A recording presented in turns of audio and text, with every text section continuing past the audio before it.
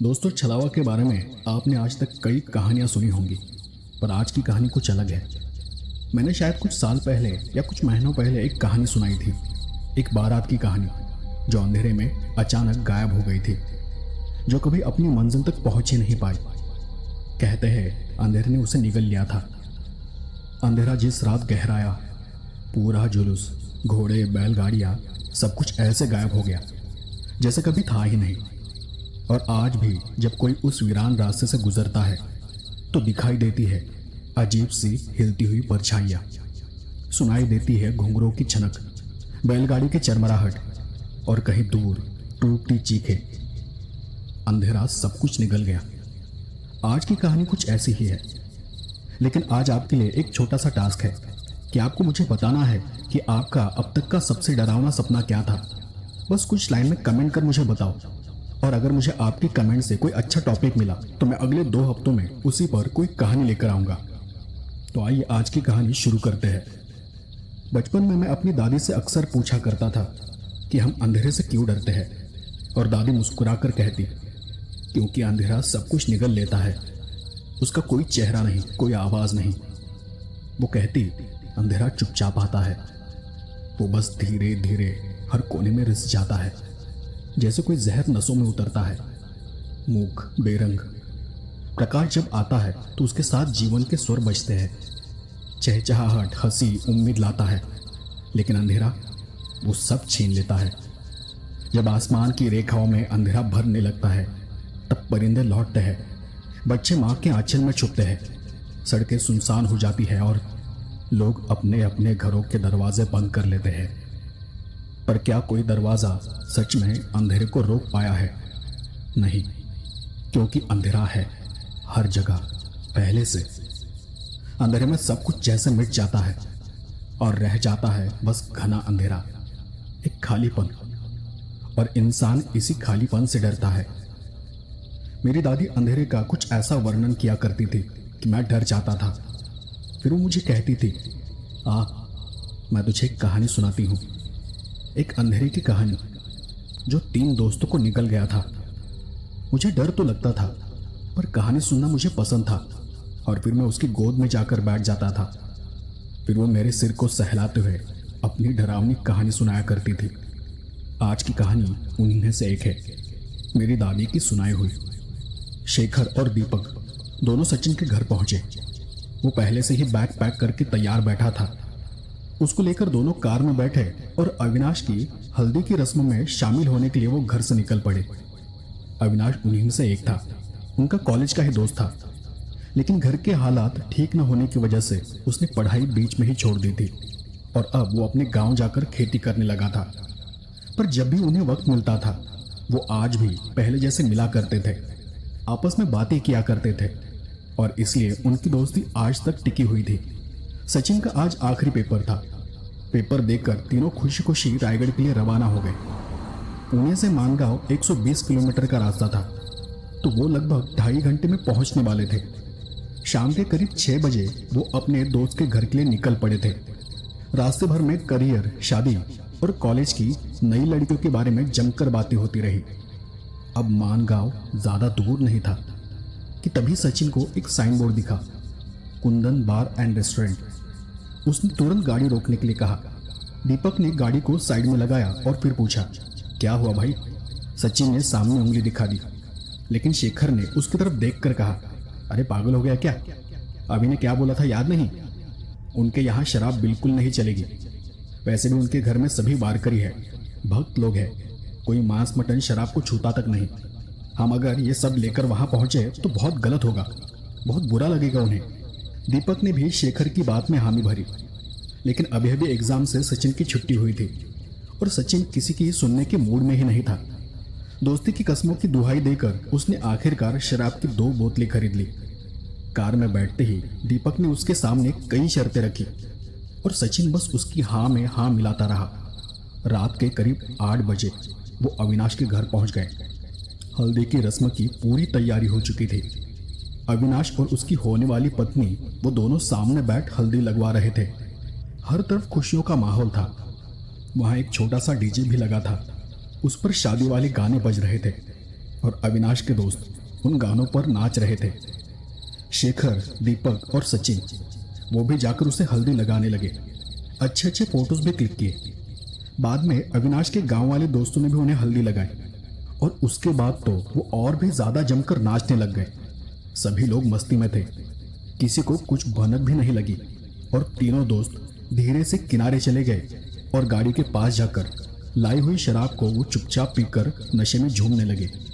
रात के करीब 11 बजे गांव के कुछ बड़े बुजुर्ग लोगों ने डीजे बंद करवाया। तब शेखर और दीपक कम नशे में थे। दोनों सचिन को लेकर साइड में चले गए, लेकिन सचिन पूरी तरह नशे की हालत में था। वो नशे में धुत था। उसे इस बात का होश ही नहीं था कि वो कहाँ है और वो किसी की कोई भी बात सुनने को तैयार ही नहीं था। अविनाश भी ये सब देख रहा था। वो दीपक को साइड में लेकर गया और उसे समझाने लगा, भाई हमारे गांव में दारू बैन है। अगर लोगों को पता चला कि तुमने पी रखी है तो लोग पुलिस बुला लेंगे। खामखा मेरी शादी में प्रॉब्लम हो जाएगा यार। अब कोई तमाशा नहीं चाहिए। तुम लोग इसे उठाकर बाहर ले जाओ, मेरी बाइक लेकर जाना। बाजू वाले गांव में एक लॉज है, आज की रात वहीं पर रहो। मैं तुम्हारे लिए खाना भिजवाता हूँ।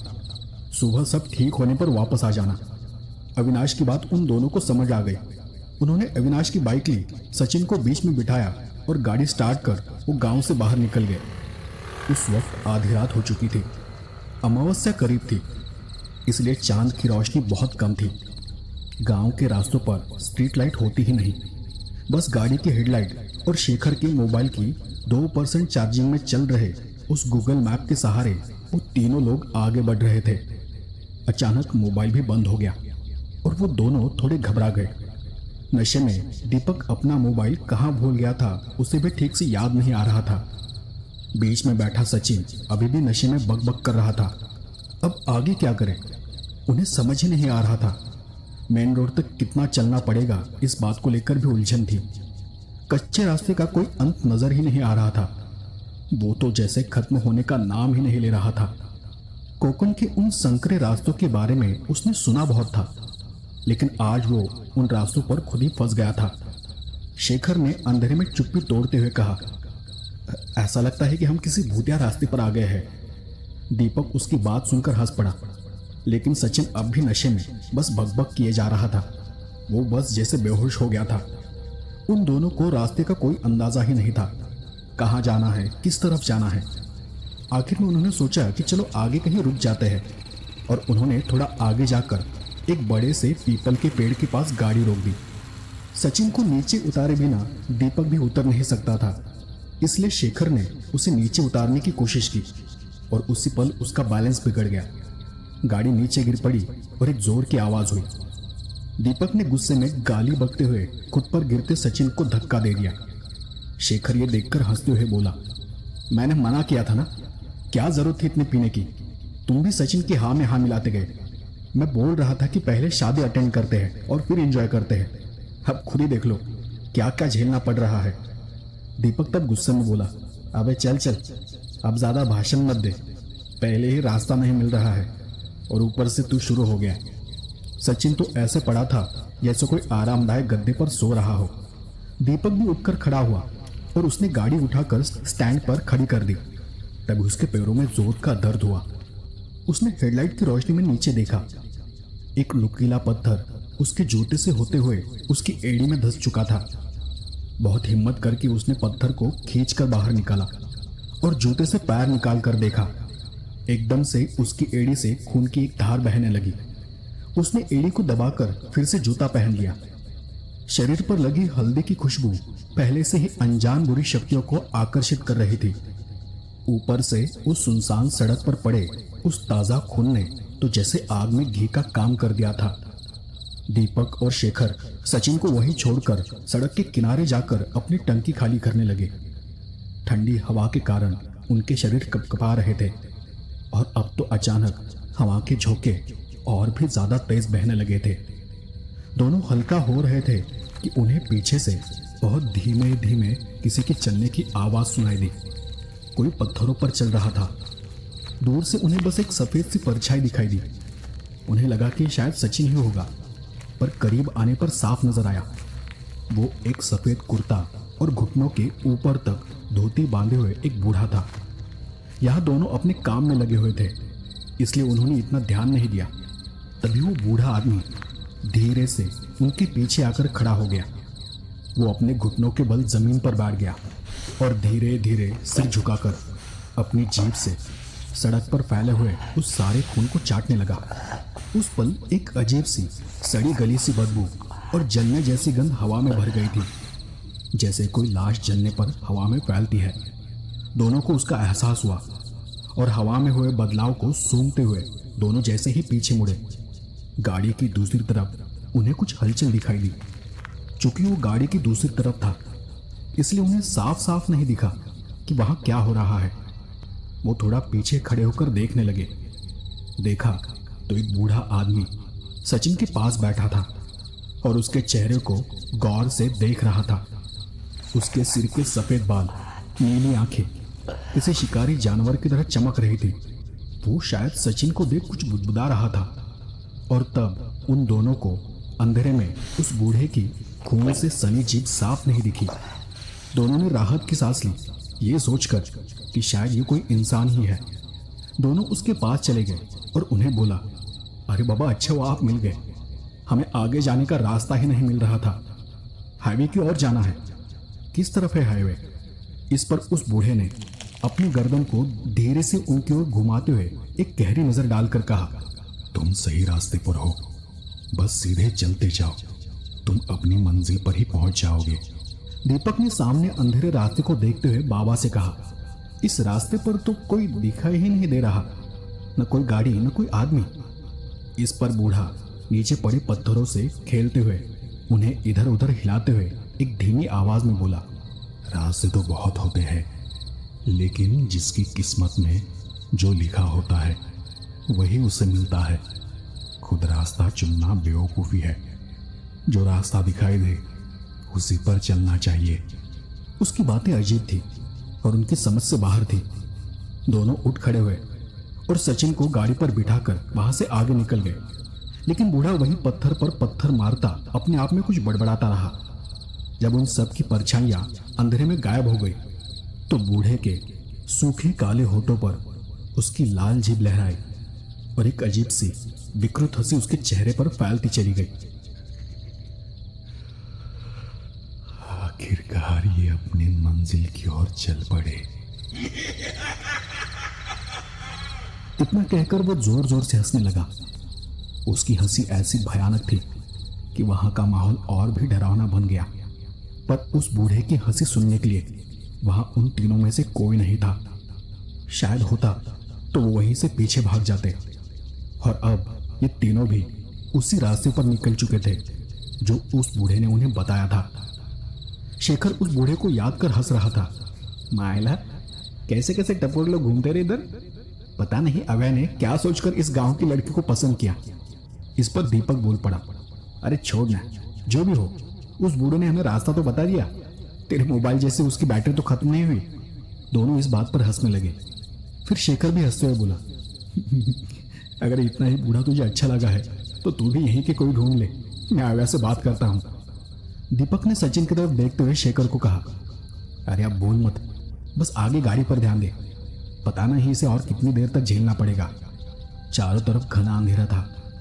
बाइक गड़गड़ाती हुई उस पथरीले रास्ते पर चल रही थी। गाड़ी की हेडलाइट की जितनी रोशनी थी उतना ही उन्हें सामने नजर आ रहा था। रात 11 बजे के करीब शुरू हुआ उनका यह सफर 1 घंटे के बाद भी जारी था। पर उनमें से किसी को पता ही नहीं था कि ये सफर खत्म होने वाला ही नहीं है। हवा में अब भी कुछ अजीब सी मिलीजुली गंध आ रही थी, किसी तरह के मांस जलने की गंध। कानों में सरसराहट जैसी आवाज बार बार सुनाई दे रही थी। सड़क के दोनों तरफ छोटे पर बड़े बड़े पेड़ थे, जैसे अजीब अजीब शक्ल में कोई अंधेरे में छुप कर खड़ा है। आसपास से आती झिंगुरों की आवाज उस माहौल में और भी ज्यादा डर भर रही थी।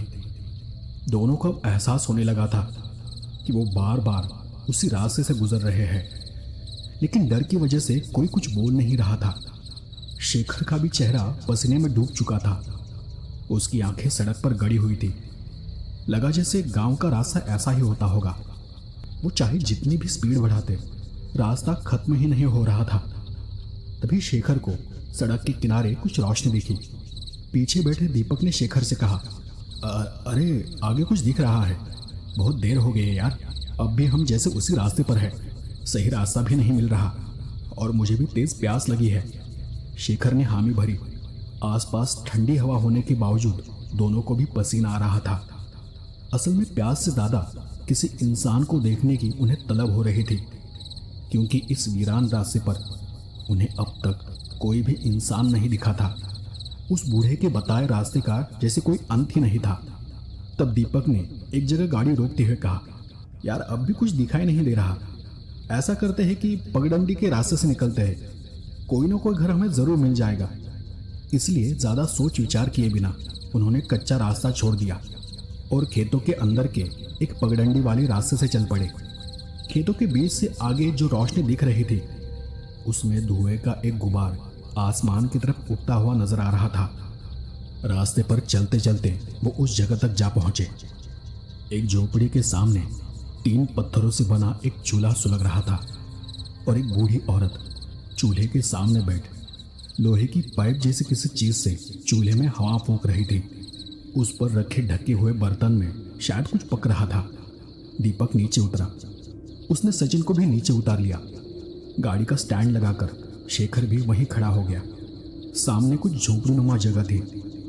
झोपड़ी का दरवाज़ा आधा खुला हुआ था। अंदर हल्की नीली सी रोशनी टिमटिमा रही थी। ऐसी रोशनी जो किसी लालटेन या बिजली की नहीं लग रही थी। ऐसा लग रहा था जैसे अंदर कोई नीली आग जल रही हो और वहीं बाहर एक झुकी हुई बूढ़ी औरत चूल्हे में आग जला रही थी।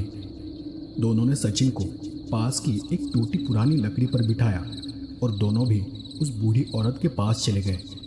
दीपक ने उनके पास जाकर पूछा, आजी थोड़ा पानी मिल जाएगा? उस बुढ़िया ने चूल्हे से उठते धुएं से अपना मुंह बाहर निकाला और बस अपना दायां हाथ उठाकर पास के मटकी की तरफ इशारा कर दिया। दीपक मटकी की ओर बढ़ा तो शेखर वही उस बुढ़िया के पास जाकर बैठते हुए उनसे हाईवे के बारे में पूछने लगा। आजी ये हाईवे पर कैसे जाना है? लगता है कि हम लोग रास्ता भटक गए हैं। इस पर बूढ़ी औरत ने हंसते हुए अपना सिर उठाया और फिर वो बोली, यहाँ के रास्ते ऐसे ही है। एक बार जो इन रास्तों पर भटक जाता है वो वापसी का रास्ता भूल जाता है। बुढ़िया की वो धीमी हंसी अब उसे डरावनी लगने लगी थी। उसकी भारी आवाज़ से उसे समझ आ गया था कि वो कहीं बहुत दूर किसी अनजान जगह आ गए हैं और ये जगह बिल्कुल भी सामान्य नहीं है। शेखर ने चूल्हे की रोशनी में दीपक की तरफ देखा। उसके हाथ में भरा पानी का गिलास हाथ में ही जड़ हो गया था। शेखर ने आंखों से उसे इशारा किया और इशारे से वो समझ गया। पानी पीते ही उसने वहां से निकलने का इरादा बना लिया था, पर गिलास उठाकर दीपक ने जैसे ही मुंह को लगाया उसे पानी कुछ अजीब गाढ़ा सा लगा। उसने गिलास को नीचे करते हुए गिलास में भरे पानी को देखा और उसका मुंह खुला का खुला रह गया। गिलास पानी से नहीं बल्कि खून से भरा हुआ था और उस मटके में भी पानी नहीं था, बस खून ही खून था। दीपक ये देखकर चीख पड़ा और पीछे हट गया। तभी वो बूढ़ी औरत अपनी जगह से उठने की कोशिश करने लगी और उसके सिर से साड़ी का पल्लू नीचे सरक गया। शेखर उसका चेहरा देख हड़बड़ा गया। लड़खड़ाते हुए शेखर तुरंत गाड़ी की ओर भागा। दीपक भी घबराकर उसके पीछे भाग खड़ा हुआ। अब वो बुढ़िया अपनी जगह पर झुककर खड़ी थी। पीठ पर कुबड़ था। उसका सहारा देने वाली छड़ी अब उसके हाथ में नहीं थी। उसके बदन पर जगह जगह पटी हुई मैली सी साड़ी थी। झुर्रियों से भरी उसकी खाल जगह जगह ढीली होकर लटक रही थी। साड़ी का पल्लू हट जाने से उन्हें चूल्हे की रोशनी में उसका चमकता हुआ गंजा सिर दिखाई दे रहा था। सिर पर एक भी बाल नहीं था और उसका रंग एकदम काला था। उस पीली रोशनी में उसका सफ़ेद चेहरा और भी ज़्यादा डरावना लग रहा था। लंबा सा माथा जिस पर खून जैसा कोई निशान बहकर नाक तक आ रहा था। उसे भौहें थी ही नहीं, आंखों की जगह गहरे काले गड्ढे थे और उन गड्ढों में कोई आंखें ही नहीं थी और उसके काले होठों पर शैतानी मुस्कान थी। वो बूढ़ी शेखर और दीपक को भागता देख उनकी ओर दौड़ पड़ी। उसकी कमर झुकी हुई थी। वो झुककर उनकी ओर दौड़ने की कोशिश कर रही थी। देखते ही देखते वो रेंगते हुए उनकी ओर बढ़ने लगी। वो भयानक सा साया अपनी तरफ आते देख शेखर ने फटाफट गाड़ी स्टार्ट की और वो दोनों वहां से भागने लगे। इसी बीच शेखर ने देखा कि सचिन बेंच पर बैठा आंखें फाड़कर यह सब देख रहा था और शेखर उसे देख जोर से चिल्लाया, सचिन भाग।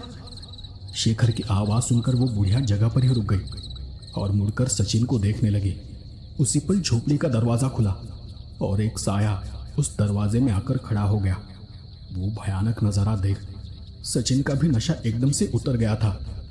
वो हड़बड़ाकर यहाँ वहां देखने लगा। कुछ पल के लिए तो शायद वो समझ ही नहीं पाया कि वो ये सब क्या देख रहा है। फिर जैसे ही बुढ़िया पीछे मुड़ी, फौरन वो दूसरी तरफ से गाड़ी की ओर भागने लगा। वो साया तब भी वहीं खड़ा था। शायद वो वही बूढ़ा था जो उन्हें रास्ते में मिला था। शेखर और दीपक दोनों गाड़ी पर बैठ गए। शेखर ने एक पल भी बर्बाद नहीं किया। बाइक तेज रफ्तार में दौड़ा दी और वहां से निकल गई। पीछे देखा तो अब वो अजीब सी डरावनी बुढ़िया सड़क के किनारे आकर खड़ी हो गई थी और उन्हें देख जोर जोर से हंस रही थी। सचिन पैदल भाग रहा था। थोड़ी दूर जाकर शेखर ने गाड़ी रोकी। जो कुछ भी हुआ था वो इतना डरावना था कि सबकी बोलती बंद हो गई थी। उन्होंने सचिन को गाड़ी पर बिठाया और तब दीपक उसे चिल्लाने लगा, यार सचिन, ये सब तेरी वजह से हुआ है। न तूने दारू पीने की जिद की होती और न ही हमें आधी रात को ऐसे भटकना पड़ता। लेकिन शेखर ने उसे शांत किया। अब झगड़ने का कोई फायदा नहीं है। हमें किसी भी तरह जल्द से जल्द यहाँ से निकलना होगा। बिना ज्यादा सोचे समझे वो फिर से गाड़ी को भगाने लगे। सामने जो भी रास्ता दिखा उस पर बस चलते रहे। वहां से काफी दूर जाने के बाद एक बरगद के पेड़ के पास उन्होंने गाड़ी रोकी। डर के मारे सचिन को जोर का पेशाब आया था। उसका सारा नशा कब का उतर चुका था। उसने भी वहीं पर गाड़ी रोकने को कहा था और फिर वो पेशाब करने बस 2 कदम दूर जाकर खड़ा हो गया। वो अब डर से कांप रहा था। सबकी हालत खराब थी और इसलिए कोई भी गाड़ी से दूर नहीं जाना चाहता था।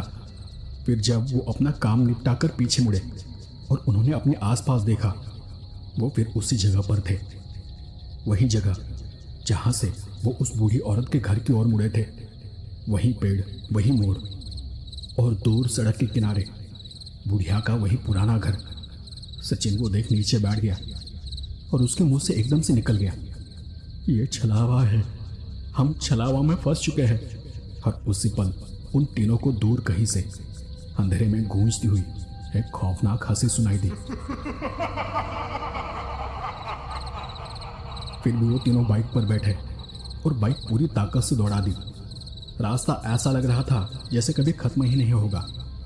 दोनों तरफ के पेड़ अब और भी घने और डरावने दिखने लगे थे।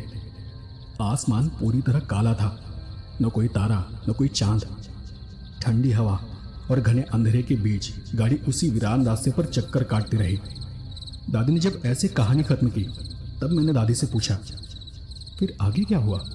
क्या वो बच गए? दादी ने एक गहरी सांस लेकर कहा, कहते हैं कि तीनों पूरी रात उसी रास्ते पर घूमते रहे। उसके बाद वो कभी नहीं मिले। आज भी अगर उनके गायब होने के ठीक सही वक्त पर कोई उस रास्ते से गुजरता है तो उसे बाइक की आवाज़ सुनाई देती है। कभी कभी उनकी रोने की तो कभी उनकी चीखें सुनाई देती है और अंधेरे में कुछ हिलती हुई परछाइयाँ नजर आती है, दौड़ती और भागती हुई, रास्ता खोजती हुई। पर उन्हें हम जिंदा इंसान दिखाई नहीं देते क्योंकि अब वो उस छलावे में फंस चुके हैं, हमेशा हमेशा के लिए। दादी की ये कहानी काल्पनिक थी या सच थी ये तो मैं बता नहीं सकता, लेकिन कहानी सुनकर मुझे डर जरूर लगा था। तो दोस्तों, ये थी आज की कहानी। ये चैनल केवल मनोरंजन के लिए है। हम किसी भी तरह के अंधश्रद्धा को बढ़ावा नहीं देते। बारिश के कारण तुषार को आज ऑफिस से निकलने में देर हो गई थी। वैसे तो वो देर रात की बस से ही घर जाता था, लेकिन आज ऐसा लग रहा था जैसे आखिरी बस भी छूट जाएगी। अरे तुषार!